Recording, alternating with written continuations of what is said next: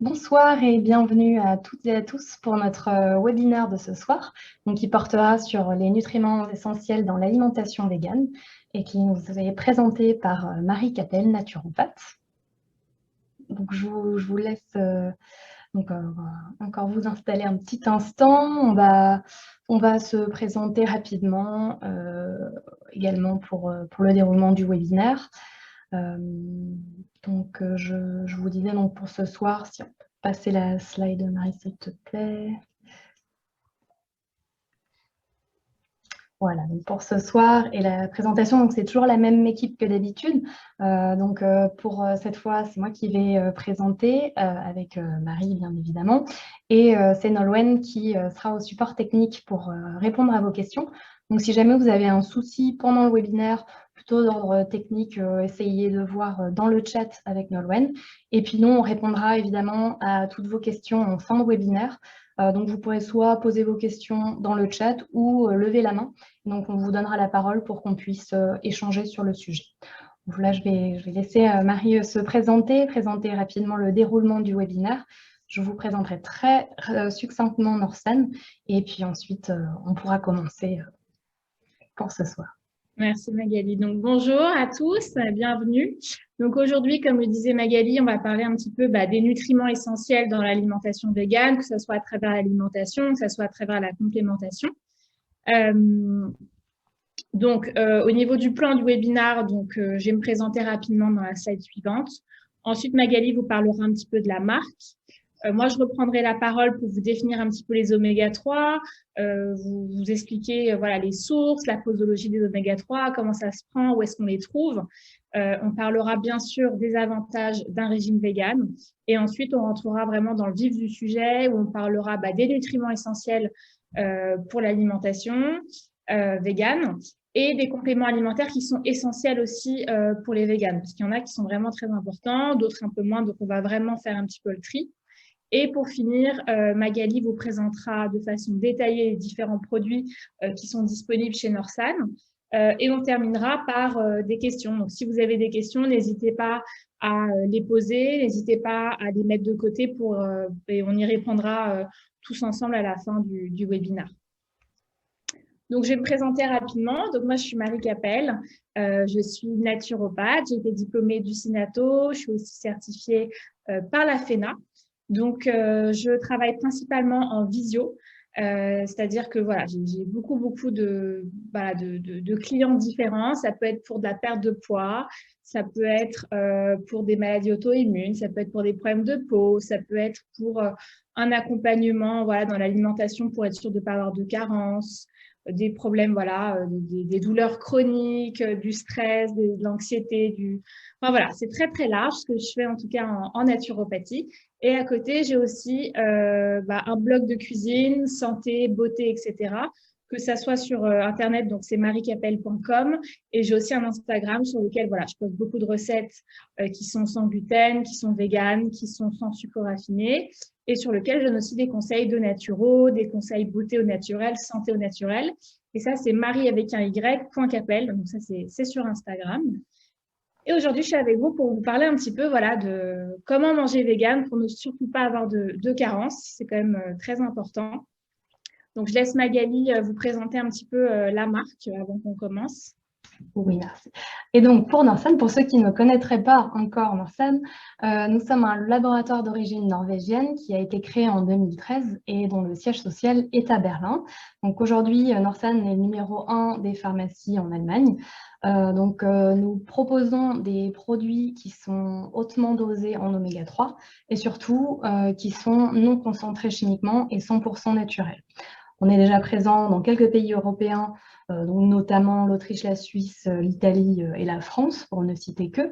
Et donc, notre objectif, ça va vraiment être d'informer sur l'importance des oméga 3 et surtout de l'importance d'un rapport équilibré entre les oméga 6 et les oméga 3 pour avoir une bonne santé, et donc de proposer aussi évidemment des produits de haute qualité pour s'assurer cet apport suffisant. Super. Donc, moi, je vais reprendre du coup avec un peu la définition des oméga 3. Donc, il faut savoir que les oméga 3, ils font partie de la famille des lipides. Donc, plus exactement, des acides gras qui sont polyinsaturés. Donc, c'est des acides gras qui sont essentiels. C'est-à-dire que notre corps, il est incapable de les fabriquer tout seul. Du coup, c'est très important voilà, de l'épuiser dans l'alimentation pour être sûr que l'organisme fonctionne de façon optimale. Plus en détail, il faut savoir que les matières grasses, en général, ce sont des mosaïques d'acides gras qui sont caractérisées par leur saturation en atomes d'hydrogène. Donc, c'est un peu compliqué quand je le dis comme ça. Mais en quelques mots, c'est-à-dire que plus le gras va être saturé, plus il va être solide à température ambiante. Par exemple, le beurre, qui est complètement solide quand vous le mettez au frais, qui va fondre derrière, lui, il est gorgé à 55% de graisse saturée. Donc ça, les gras saturés, donc ce sont des gras, ce n'est pas forcément des bons gras, c'est-à-dire qu'ils vont plutôt augmenter le cholestérol dans le sang. Tandis que les bons gras, donc on parle souvent de bons gras, donc il y en a plein, il y a de l'huile d'olive, il y a voilà, oméga 9, oméga 6, oméga 3, mais voilà, aujourd'hui on fait vraiment un focus sur les oméga 3. Et donc, voilà, les bonnes graisses, dont les oméga 3, qui eux sont beaucoup plus fragiles, par exemple, que le beurre, qui est un gras saturé, mais qui sont aussi meilleurs pour la santé. On va en parler un petit peu plus tard de qu'est-ce qu'ils permettent de faire dans le corps humain. Mais c'est vrai que voilà, les oméga 3 font partie des bons gras. Alors, donc, il faut savoir qu'il y a différents types d'oméga 3. C'est-à-dire qu'il y a 3 acides gras qui constituent cette famille. Donc, il y a l'acide alpha-linolénique, les ALA, l'acide eicosapétaénoïque, l'EPA, dont on parlera un petit peu plus tard aussi, et pour terminer, l'acide docosahexaénoïque, le DHA. Donc, les fameux EPA-DHA dont on parle souvent, c'est ces deux mots assez compliqués. Donc, pour vous expliquer un petit peu la différence entre les trois, les ALA, c'est les seuls oméga 3 que notre corps est incapable de fabriquer. Donc, il va forcément devoir les trouver dans des sources alimentaires. Donc, ça peut être dans certaines huiles végétales, dans les légumes à feuilles vertes, dans les noix. Je vous détaillerai un petit peu plus en détail où les trouver. Et au contraire, l'EPA-DHA, eux, ils peuvent être synthétisés par le corps humain, mais seulement en présence des ALA. C'est-à-dire que dès qu'il aura, par exemple, certaines huiles végétales, il va pouvoir les transformer en EPA-DHA. Ces EPA-DHA, on peut aussi les trouver directement, pas forcément les transformer, mais les trouver directement. Et on va les trouver voilà, dans les aliments qui sont issus du monde marin, donc comme les algues, comme dans les petits poissons gras, type sardines, maquereaux, anchois, mais aussi voilà, dans des plus gros comme le saumon. Mais il faut savoir que seule une petite partie des ALA, donc dans les gras qui sont d'origine végétale en général, vont pouvoir se transformer en EPA-DHA. On dit à peu près 5 à 10%. Après, il faut savoir qu'avec l'âge et dans le cadre de certaines pathologies, par exemple dans le diabète, la fabrication d'EPA-DHA à partir des ALA, donc c'est-à-dire que la transformation entre, par exemple, si on prend de l'huile de cameline vers le PA-DHA peut ne pas se faire ou peut être beaucoup plus compliqué, donc encore moins que 5 à 10%. Et donc, du coup, quand c'est comme ça, il faut forcément directement se supplémenter en EPA-DHA. Donc, où est-ce qu'on trouve ces fameux oméga 3? Il faut savoir que pour les véganes, donc c'est essentiellement des ALA, même si je vous parlerai après de l'EPA-DHA avec l'huile d'algue, mais essentiellement tout ce qui est végane, ça va être des ALA. Donc, ça va être dans l'huile de cameline, ça va être dans l'huile de lin, ça va être dans l'huile de chanvre, ça va être dans l'huile de noix, ça va être aussi dans tout ce qui est graines de chia et graines de lin qui sont fraîchement moulues, les oléagineux comme les noix de Grenoble, les légumes à feuilles vertes, etc., etc.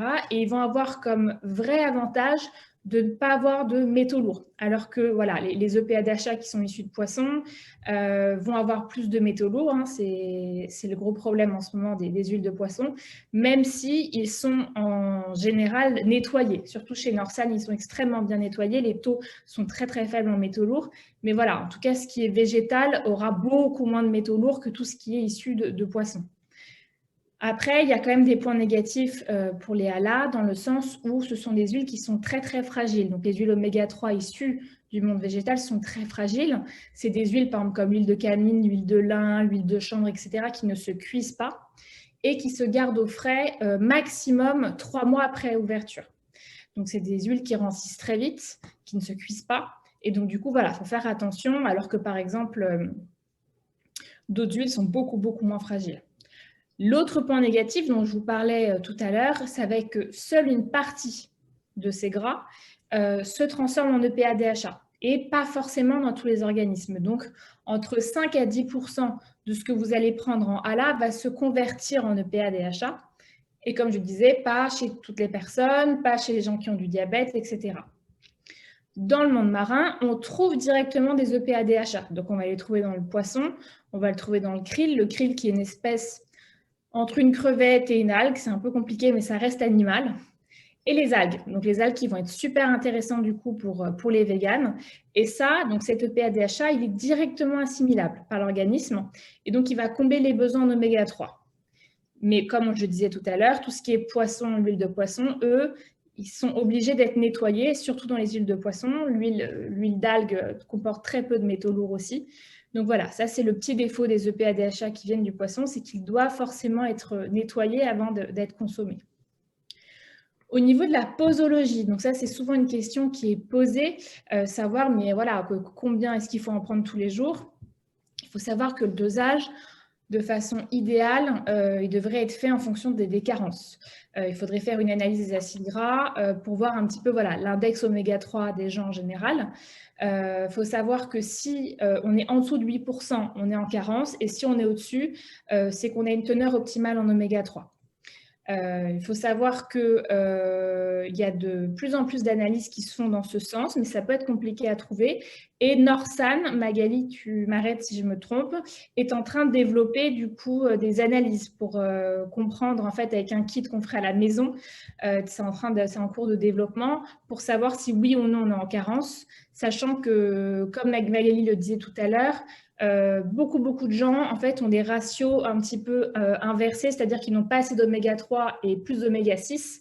Donc en général, il y a quand même souvent des carences, un peu comme la vitamine D, on est souvent carencé en oméga 3.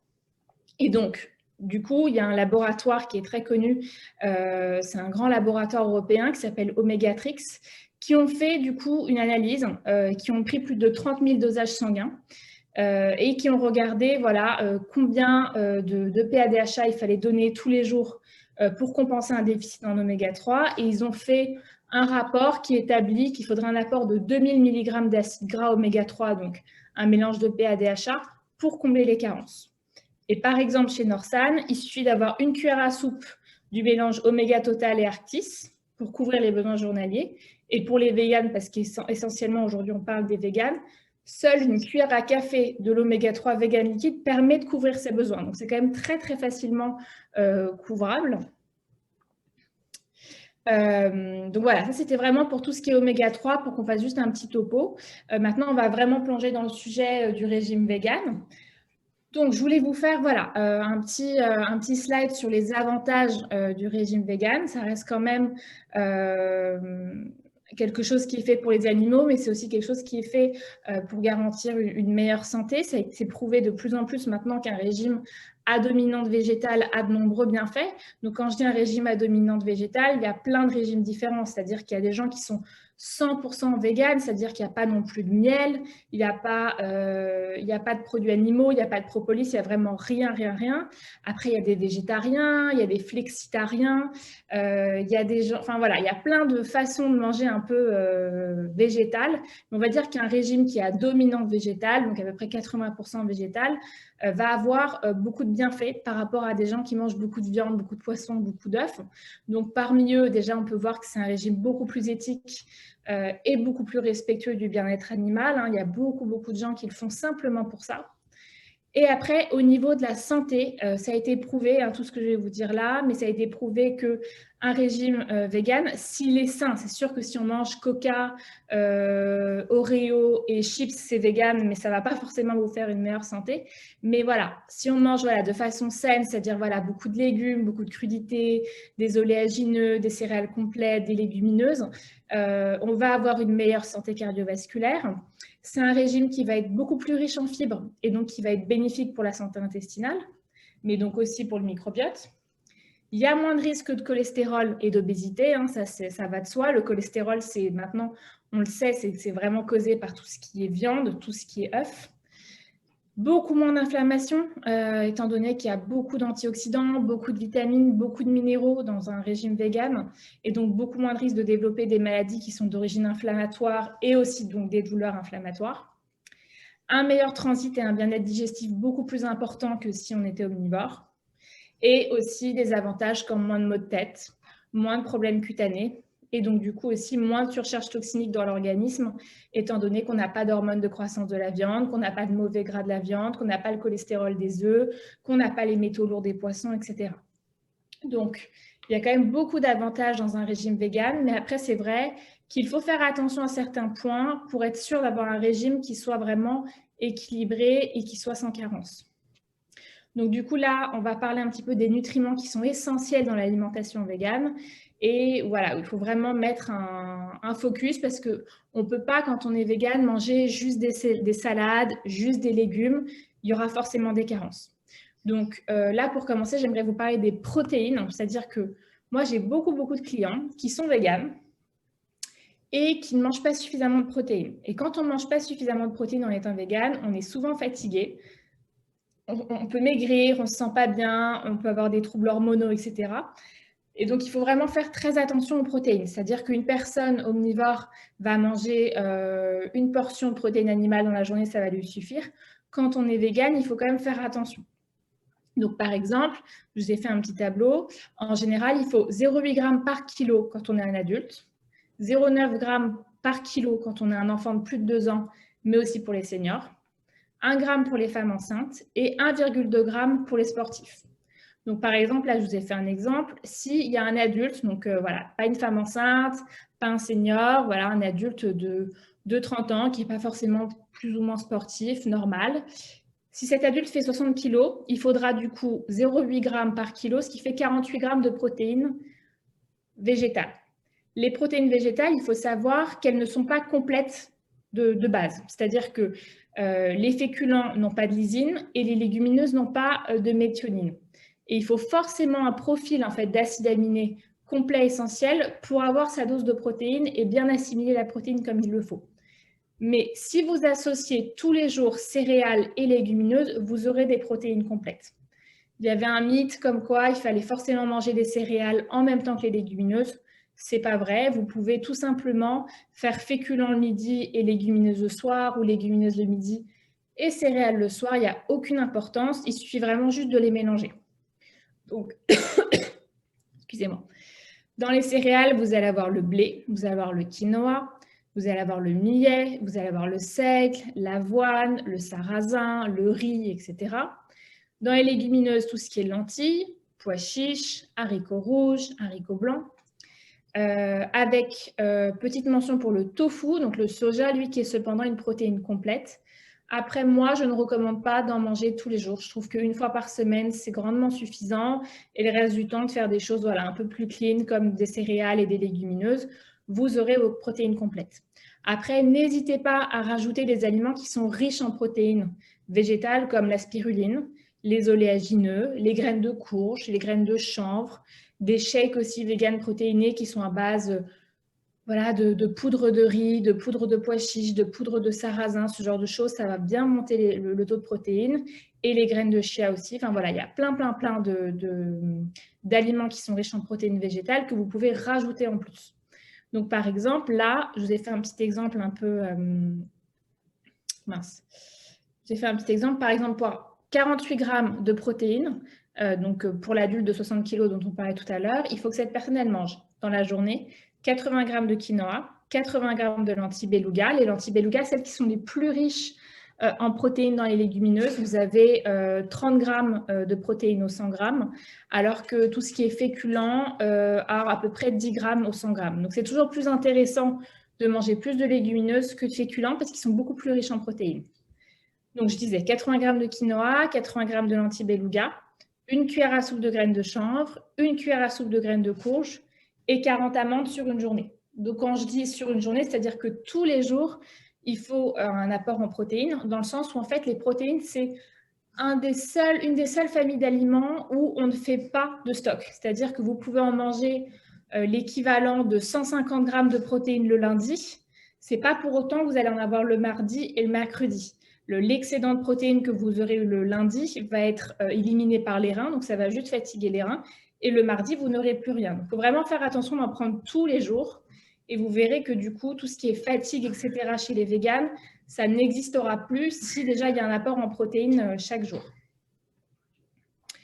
Au niveau des glucides, donc en général, cette partie, elle est très rarement problématique, car c'est vrai que les véganes en mangent beaucoup, étant donné que c'est dans les glucides qu'ils vont trouver leurs protéines. Donc, que ça soit à travers les céréales, que ça soit à travers les légumineuses. S'il y en a tous les jours, il n'y aura aucun problème avec les glucides. L'idéal étant quand même de les choisir sans gluten et voilà, plutôt avec des farines complètes. Donc, plutôt du sarrasin, plutôt du riz complet, du riz blanc. Et après, les légumineuses, quoi qu'il arrive, ça, c'est complet. Au niveau des vitamines et des minéraux, donc ça, c'est pareil. Les véganes, en général, mangent plus de légumes, mangent plus de crudités et de fruits que les omnivores. Du coup, ça leur permet quand même, en général, d'avoir moins de carences en vitamines. Mis à part la vitamine B12, dont on parlera un petit peu plus tard. Ça, c'est vrai que c'est une vitamine qu'on ne trouve pas dans le régime vegan si on ne se supplémente pas.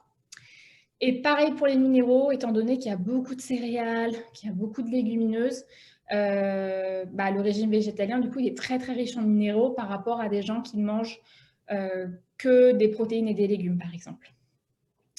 Après, il faut faire attention donc, en termes de minéraux au niveau de l'iode. S'il n'y a pas de consommation de poissons, s'il n'y a pas de consommation de crustacés, etc., quand on est dans un régime 100% vegan, il faut faire attention à avoir de l'iode tous les jours dans son alimentation. Donc, je vous en parlerai plus tard, soit on se complémente, mais après, dans l'alimentation, on peut trouver de l'iode dans les algues, donc dans le wakame, la dulce, la salade du pêcheur, ce genre de choses. Quand on intègre ça dans son régime, du coup, on a de l'iode. Et c'est pareil, j'ai des clients qui vont être très fatigués alors qu'ils mangent suffisamment de protéines, donc comme je le disais, mais c'est parfois parce qu'il n'y a pas suffisamment d'iode. L'iode, c'est vraiment un minéral qui va venir nourrir la thyroïde.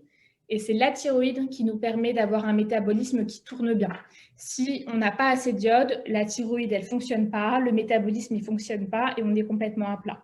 Donc, il faut faire aussi attention à l'iode dans un régime vegan. Au niveau des bons gras, donc on est en plein dedans, qui sont très importants pour la santé cardiovasculaire, qui nourrissent le cerveau, qui sont très importants pour la peau, pour le système hormonal. Par exemple, le système hormonal, si on n'a pas de protéines et si on n'a pas de bons gras, une femme n'ovulera pas. Donc, c'est très important de faire le plein de bons gras tous les jours. Donc, il y en a plein. Hein. Comme je disais tout à l'heure, il y a des oméga 6, oméga 3, oméga 9, etc. Mais voilà, je vais vous détailler ça un petit peu après. Au niveau des bons gras, vous allez pouvoir les trouver dans les oléagineux, donc dans les noix, les amandes, les noix de cajou, les noix du Brésil. Vous allez pouvoir les trouver dans les avocats, les graines comme les graines de chia, le lin, les graines de chanvre, les graines de courge. Et dans les huiles végétales. Donc, l'huile végétale, vous allez la trouver dans l'huile d'olive ou l'huile de coco, plutôt pour la cuisson. Donc, ça, c'est des huiles qui se cuisent très facilement et ça ne va pas altérer leur qualité. Et après, tout ce qui est petites huiles riches en oméga 3, comme je disais, donc cameline, chanvre, lin ou noix, qui sont les plus riches en oméga 3. Ça ne se cuit pas, ça se garde au frigo, maximum 3 mois. Et ça, vous pouvez en prendre 3 cuillères à soupe par jour. Et comme le disait Magali tout à l'heure, au contraire, essayez de limiter un peu plus tout ce qui est oméga 6 parce qu'on a tendance à avoir en fait une balance oméga 6, oméga 3 un peu déséquilibrée. On a tendance à avoir trop d'oméga 6 par rapport aux oméga 3. Donc, de faire vraiment un focus sur les oméga 3 et de limiter un peu ce qui est oméga 6. Donc, oméga 6, vous allez le trouver dans l'huile de tournesol, dans l'huile de colza, dans le soja, le tofu, etc. Au niveau de certaines vitamines dont il faut faire attention, j'ai beaucoup de questions aussi sur le fer. Est-ce que quand on fait un régime vegan, est-ce qu'on est forcément anémié ou pas? Donc pas forcément, il y a plein de gens qui sont anémiés et qui sont pourtant omnivores, qui mangent de la viande, du poisson, etc. Pour trouver de toute manière du fer dans la viande, il faut que la viande elle soit complètement saignante. Donc si les gens mangent par exemple beaucoup de viande mais très cuite, n'auront pas forcément de fer non plus. Après, dans le régime vegan, il y a du fer. Un fer qui est non liminique, ça s'appelle, qu'on va la retrouver à travers, donc on va trouver dans les légumineuses, qu'on va trouver dans certains légumes à feuilles comme les épinards, qu'on va trouver dans les céréales complètes, ainsi que dans certains fruits séchés, abricots, figues, etc., qui vont être très bonnes source de fer, pratiques, savoureuses, etc. Mais il faut savoir que le fer non héminique, donc il y a le fer non héminique qui est végétal et le fer héminique qui est animal. Le fer non héminique, donc qui n'est pas issu du sang, ça veut dire, c'est un fer qui est un petit peu moins assimilable que le fer issu du monde animal. Et donc moi, ce que je conseille donc, en consultation générale, c'est de consommer des aliments en fait, qui soient riches en vitamine C en même temps qu'on consomme du fer. Donc par exemple, si vous faites une grande salade de lentilles, ce qui va être très riche en fer, vous pouvez ajouter de la vitamine C en même temps. Donc la vitamine C, vous allez trouver dans un petit peu de citron, vous allez le trouver dans du poivron, vous allez le trouver dans du persil, etc. Et donc ça va vous permettre en fait de mieux fixer le fer. Donc ça, c'est important de le savoir. Au niveau du zinc, il faut savoir que c'est pareil. Beaucoup de personnes qui me demandent est-ce que on peut trouver du zinc dans une alimentation végane? Oui, on peut. C'est-à-dire que vous allez en trouver dans les légumineuses, donc lentilles, haricots, fèves de lima, mais aussi dans les produits à base de soja, donc tofu, les boissons au soja qui sont enrichies aussi en zinc. Vous allez en trouver aussi dans les noix et les graines, dans les arachides, le beurre d'arachide, les graines de sésame, le tahini, les graines de citrouille, les algues et les noix de cajou. Donc ça, vous ne faites pas de soucis pour le zinc, vous en trouverez aussi de façon très facile. Au niveau du calcium, donc ça c'est pareil, j'ai beaucoup de questions de personnes qui me demandent est-ce que dans un régime vegan, on n'a pas de carence au niveau du calcium si on ne prend pas de produits laitiers? Donc les végétariens, par exemple, prennent des produits laitiers, les végétariens, œufs, produits. Mais ce n'est pas forcément le cas chez les véganes, il n'y a pas forcément de carence, parce que c'est assez facile de trouver du calcium végétal. Donc vous allez en trouver dans des boissons et des crèmes végétales à base de soja, de riz et d'amandes, qui sont souvent enrichis en calcium. Et en fait, en général, c'est écrit sur la boîte de lait, par exemple, c'est écrit enrichi en calcium. Et en général, c'est parce qu'ils rajoutent du lithotame dedans. Le lithotame, c'est une petite algue que moi je donne en consultation quand les personnes ont des carences en calcium. Et cette petite algue, elle est extrêmement riche en calcium. Donc déjà, dès qu'il y en a dans les laits, dans les produits enrichis, dans les crèmes végétales, etc., ça vous fait un apport en lithotame et donc un calcium. Après, vous avez d'autres très bonnes sources de calcium comme la mâche, les choux, les haricots verts, les petits pois, les carottes, les figues séchées, les oranges, les amandes, tout ce qui est graines de sésame, le gomasio, du coup, vous pouvez utiliser sous forme de sel. Vous avez aussi la purée de sésame, le tahini, le tofu, les haricots, les algues, les pois, etc. Donc, voilà, ça c'est pareil. Hein. Le calcium, il ne faut pas s'inquiéter. On en trouve quand même de façon assez facile dans un régime vegan. Et le petit plus, moi, que je conseille dans tous les cas, c'est la vitamine D. Donc la vitamine D, il faut savoir qu'on est tous à peu près en carence. Il y a 85% de la population française qui est en carence. Que ça ne soit pas un régime omnivore, que ça ne soit pas un régime vegan, tout simplement parce qu'on n'a pas assez d'exposition au soleil. Et donc, quand on se supplémente en vitamine D, ça permet de mieux fixer le calcium. Donc ça, c'est pareil, quand on a une carence en calcium ou quand on a peur de ne pas avoir assez de calcium, pensez aussi à avoir votre dose de vitamine D.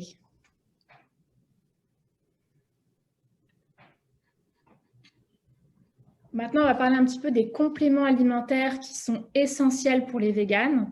Donc, vous vous en doutez, c'est la fameuse B12 dont on parle souvent. Il faut savoir qu'il n'existe aucune source végétale fiable de vitamine B12. En fait, on la trouve seulement dans les produits animaux, sachant que les produits animaux, en fait, n'en trouvent pas, eux, non plus dans leur alimentation, ils sont supplémentés.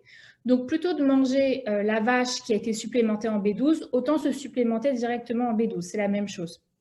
Donc, c'est indispensable pour les végétaliens et c'est fortement, fortement recommandé pour les végétariens et pour les flexitariens. Sachant que beaucoup de personnes même qui sont omnivores, qui mangent de la viande, etc., peuvent être carencées en B12. Donc, quand on est vegan, forcément, on ne se pose pas la question, on en prend. Donc, moi, je conseille d'en prendre 400 microgrammes par jour. La meilleure forme pour moi, c'est la méthycobalamine, qui est une forme très assimilable, en faisant une pause le week-end. C'est-à-dire que si vous en prenez 5 jours sur 7 et que vous faites une pause le week-end, vos taux ils vont vraiment augmenter.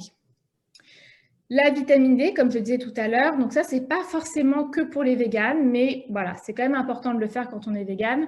C'est de prendre de la vitamine D, donc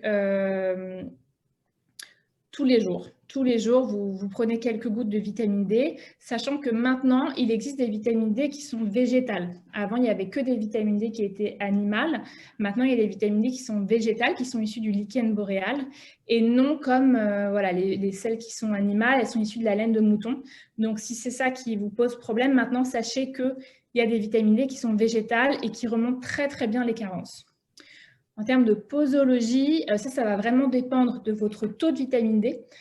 Donc ça, c'est plutôt individualisé avec un médecin, avec un naturopathe, pour voir combien il vous en faut par jour. On en parlait tout à l'heure, l'iode, qui est souvent absente du régime vegan s'il n'y a pas d'algues. Donc pour les personnes qui aiment bien les algues, tant mieux d'en prendre tous les jours. Et pour les personnes qui n'aiment pas les algues ou voilà, qui peuvent être allergiques, ce genre de choses, ou qui vraiment sont complètement réfractaires au goût, pensez à prendre une complémentation. Donc en général, moi je conseille 150 microgrammes par jour, sauf s'il y a des troubles rénaux et sauf s'il y a de l'hyperthyroïdie. Donc ça, pareil, c'est à voir avec un naturopathe, c'est voir avec un médecin. Mais n'hésitez pas, voilà, à prendre un petit complément d'iode. S'il n'y en a pas du tout dans votre alimentation, c'est important. Et voilà, pour terminer, bien sûr, les EPA DHA. Donc, comme je le disais, quand on est vegan et qu'on ne prend que des ALA, du coup, c'est-à-dire l'huile de cameline, l'huile de chanvre, l'huile de noix, l'huile de lin, voilà, donc tout ça, c'est des oméga 3. Mais il va y avoir juste une toute petite partie qui va se transformer en EPA-DHA. Donc, il va y avoir 5 à 10% qui se transforment en EPA-DHA et encore pas dans tous les organismes. Donc, du coup, moi, je recommande fortement en consultation, etc., de se supplémenter en EPA-DHA quotidiennement. Et ça, vous pouvez trouver l'EPA-DHA directement dans l'huile d'algue. L'huile d'algue, elle est proposée par Norsan, elle est complètement végane. Et comme je disais, il suffit d'une cuillère à café d'huile oméga 3 végane que vous prenez en général avant votre repas pour couvrir 100% des besoins journaliers, donc à peu près 2000 mg de PADH1. Donc ça, c'est très important, que ça soit pour votre cerveau, pour votre santé cardiovasculaire, que ça soit pour tout ce qui est hormonal aussi. Si on n'a pas assez de PADH1, ça peut être problématique. Et il faut savoir que voilà, quand on est vegan, on n'a pas forcément de source directe de PADH1. Donc, je conseille quand même de se supplémenter de temps en temps, de faire des petites cures de voilà, l'huile végane de chez Norsan, elle est exceptionnelle. Moi, je la conseille à tous mes clients qui sont véganes, etc. Même quand ils ne sont pas véganes, je leur conseille aussi. Mais ça vous fera vraiment avoir un plein d'oméga 3 qui va être directement assimilable par l'organisme. Et du coup, maintenant, je laisse Magali vous parler un petit peu du coup de ces fameux oméga 3 de la marque. Merci beaucoup, Marie, en tout cas pour la présentation très complète. Donc, on va compléter un petit peu ça en reparlant rapidement des oméga 3, justement de ce fameux index oméga 6,3. Et puis, je vous reparlerai des produits Norsan plus en détail. Donc, en fait, ici, on voit deux planisphères qui permettent de se rendre compte de la situation, de l'état des lieux, si je puis dire, pour l'index oméga 3. Donc, en fait, à gauche, vous voyez le planisphère de l'index oméga 3 EPA-DHA. Donc là, vous constatez qu'il y a très peu de pays en vert qui sont au-dessus des 8% dont Marie a déjà parlé tout à l'heure, donc qui est l'index qu'on considère suffisant comme étant pour un apport en EPA-DHA. Donc ce sont quelques pays, dont la Norvège, qui ont l'habitude de consommer du poisson régulièrement, mais aussi qui ont comme habitude de se complémenter avec des huiles, alors soit de poisson, soit végétales, dans leur cuisine. Donc ça, c'est vraiment une habitude qu'on n'a pas forcément dans les autres pays européens. Et puis, vous voyez aussi le deuxième planisphère qui permet de se rendre compte de l'état de consommation des oméga 3 ALA. Donc ça va un petit peu mieux au niveau mondial. Maintenant, vous voyez surtout la différence au niveau du Canada. Donc, le Canada a une consommation suffisante en oméga 3 ALA. Par contre, vous voyez qu'ils sont dans le rouge pour les EPA DHA. Donc, ça illustre encore une fois le fait que ce n'est pas parce que vous consommez des oméga 3 ALA que vous avez nécessairement un apport suffisant en oméga 3. Mais d'ailleurs, on va le voir tout de suite dans la slide qui suit. C'est le cas de quasiment personne. En fait, quand on parle d'index oméga 3 idéal, on se base sur les travaux des docteurs William Harris et Clemens Franschacki, donc qui l'ont établi à un idéal supérieur à 8%, et un rapport pour le rapport oméga 6,3, un idéal entre 1 et 5 oméga 6 pour un oméga 3. Donc, dans la réalité des faits, pour la moyenne européenne, on a plutôt un index oméga 3 pour l'ensemble de la population qui se situe entre 4 et 6%, et un rapport oméga 6,3 qui est de 15 oméga 6 pour un oméga 3. Et alors, ça va être encore pire selon les âges et les âges des populations. Enfin, ouais. Donc, en fait, vous voyez ici, pour les moins de 25 ans, par exemple, on est carrément à 25, 24 oméga 6 pour un oméga 3. Alors, si on part sur certaines habitudes alimentaires, comme aux États-Unis notamment, on arrive carrément à 50 oméga 6 pour un oméga 3. Donc, vraiment, ce qu'on disait déjà pendant la présentation, en soi, les oméga 6 ne sont pas mauvais, mais c'est surtout cet équilibre qui est très important. Donc, en fait, ces chiffres, on les explique principalement par l'évolution des habitudes alimentaires. Donc, simplement, voilà, que vous allez retrouver ces oméga 6 un peu partout. On les a dans la viande, dans les charcuteries, les produits laitiers. Donc, ça, ce n'est pas un problème pour les véganes.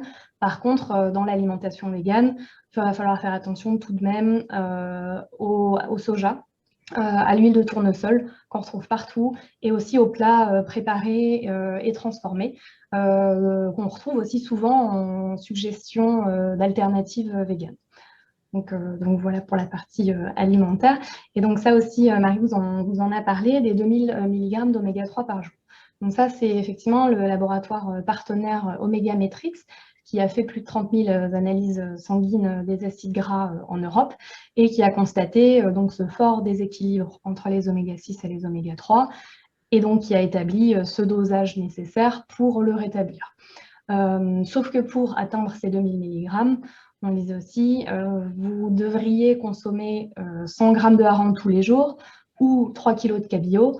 Bon, voilà, c'est déjà, quand on entend ça, on sait bien que ce n'est pas possible et en plus, ce n'est pas recommandé, donc en raison de la pollution en PCB, métaux lourds et polluants des océans. Donc voilà, avec les cuillères des huiles de poisson notamment, ou les huiles véganes, avec une cuillère à soupe pour les huiles de poisson ou une cuillère à café pour l'huile végane, vous arrivez à atteindre ces 2000 mg d'oméga 3 par jour.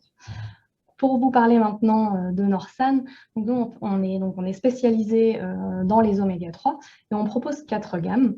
Donc vous avez 3 gammes qui sont à base d'huile de poisson. Donc on a l'oméga 3 total qui est d'huile de poisson 100% naturelle et qui va être particulièrement hautement dosée en EPA. On a l'huile de foie de morue qui est notre gamme Arctis qui est aussi 100% naturelle et particulièrement dosée elle en DHA. La gamme enfant qui est un mélange d'huile de poisson et d'huile de foie de morue et donc il va avoir un apport équilibré en EPA DHA pour le bon développement de l'enfant. Et enfin, la gamme végane sur laquelle on va s'attarder aujourd'hui, qui est une huile d'algue qui est naturellement riche en EPA et DHA et qui, elle, va être particulièrement plus dosée en DHA. Donc, on va regarder un petit peu plus en détail pour la gamme végane. Donc, c'est une huile qui est produite à partir d'une microalgue marine qui s'appelle Schizochytrium sp. Et donc, celle qu'on utilise chez Norsan est naturellement hautement dosée et en EPA et en DHA. Donc, souvent sur le marché, vous allez trouver l'un ou l'autre, mais pas forcément les deux combinés. Et surtout, pas forcément à haut dosage. Ensuite, c'est une huile qui va être extraite des algues par force centrifuge. Et donc, on va utiliser cette huile, alors soit ici en version liquide, soit en version capsule. Donc, sur la version liquide, donc on l'a dit, une cuillère à café va vous apporter 2000 mg par dose journalière. Donc, dont vous voyez ici 609 mg de PA et 1158 mg de DHA, mais aussi un peu de vitamine D3 végane. Et donc, dans le produit liquide, on ajoute de l'arôme naturel de citron pour une petite touche un petit peu plus légère fruitée, mais qui reste discrète, et de l'huile d'olive biologique vierge extra qui est riche en polyphénol, et donc ils vont servir d'antioxydants, parce que les oméga-3 sont assez sensibles et fragiles à l'oxydation. Et puis vous avez donc les capsules, donc qui, elles, avec 4 capsules par jour, vous apportent 1700 mg d'oméga-3. Donc voilà, c'est plus pratique en déplacement et en voyage. Maintenant, nous, on va souvent orienter vers la version liquide, qui est le format le plus naturel possible. Voilà, ce qu'on peut dire encore de cette gamme vegan, c'est que l'avantage, c'est aussi de ne pas avoir d'impact sur l'écosystème, donc parce qu'on ne va pas toucher à l'alimentation des poissons non plus, dans la mesure où la microalgue est produite en bassin de mer artificiel. Donc voilà, ça permet d'une part de limiter l'impact, et puis d'autre part de ne pas avoir le problème de la pollution du coup des eaux en PCB polluants métaux. Voilà, en très rapide et très succinct pour nos produits. Donc finalement, Norsan, donc, ça vous aidera aussi à choisir et à comparer les huiles que vous pourrez trouver sur le marché.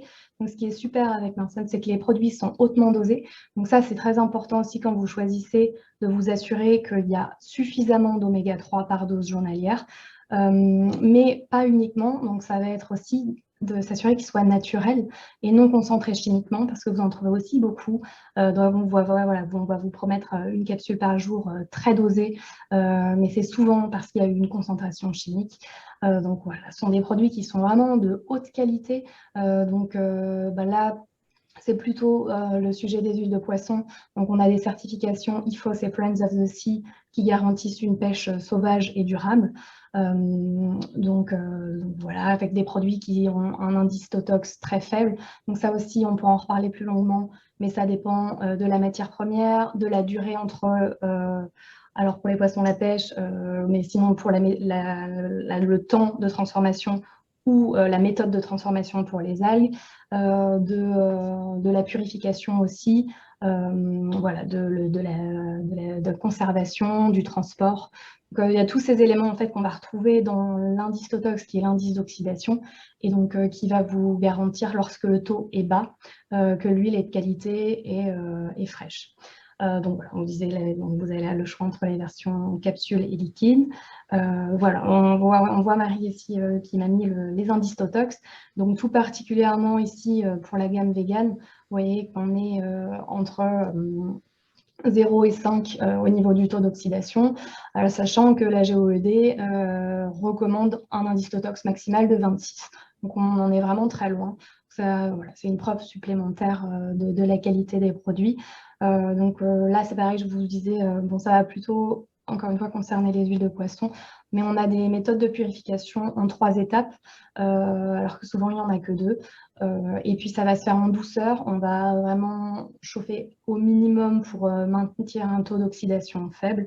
Donc, justement, pour proposer des produits qui soient débarrassés des polluants PCB, métaux lourds, et encore une fois, garantir une qualité des produits. Voilà, on vous disait, s'il y a la moindre question, n'hésitez pas à nous contacter, ou Marie ou nous, voilà, pour des conseils ou des questions sur les produits.